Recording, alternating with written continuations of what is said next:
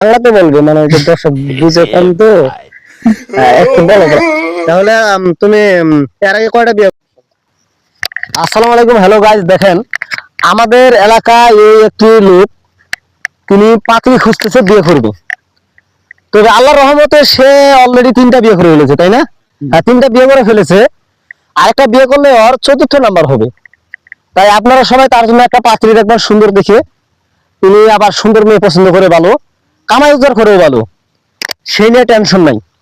তবে আপনার কি ইচ্ছা? আপনি যে বিয়ে করবেন না কিরকম মেয়ে হলেই হয় বলো তো একটু? আপনি একটা বয়স দেন, বলেন যে কিরকম মেয়ে লাগে আপনার, বলেন। মেয়ে ভালো লাগে। আপনার লেখাপড়া আছে? না, লেখাপড়া নেই। আপনি কি কাজ করেন একটু বলেন, দর্শকদের উদ্দেশ্যে বলেন। ভ্যান? একটু মানে বাংলাতে বলবে, মানে ওই যে দর্শক বুঝে কম তো একটু বলো বলো। তাহলে তুমি এর আগে কয়টা বিয়ে করছো? 3টা। আর এখন যদি একটা বিয়ে করো তাহলে কয়টা হবে? 5টা না 4টা হবে? আগে 3টা আর এখন এখন যদি বিয়ে করো তাহলে কয়টা হবে? একটা না 4টা হবে।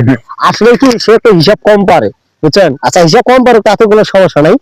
যদি একটা ভালো শিক্ষিত মেয়ে হয় তার হিসাবটা মানে ওটা আর কি মেনটেন করে নিতে পারবে, ঠিক আছে? এখন শুনেন, এর আগে যে 3টা বউ যে ছিল, তো এই 3টা বউ কিরকম ছিল? ভালো ছিল। আচ্ছা, এখন শুনেন, আমরা ভিডিওটা লং করতে চাই না, পরবর্তী আপডেট। আর পরবর্তীতে তার বউ কেন চলে গেল, তার বউ কেন থাকলো না, কি সমাচার, কি সমস্যা, অভাবের কারণে, কিসের কারণে, এটা পরবর্তীতে আমরা একটা ভিডিও নিয়ে আসবো। আজকে এই পর্যন্তই। আপনারা অবশ্যই একটা পাত্রী রাখবেন তার জন্য। ছেলে ভালো, অবশ্যই ছেলে ভালো, একটা হাসি দাও তো। এই যে দেখছেন কি সুন্দর একটা হাসি। ঠিক আছে, সবাই ভালো থাকবেন।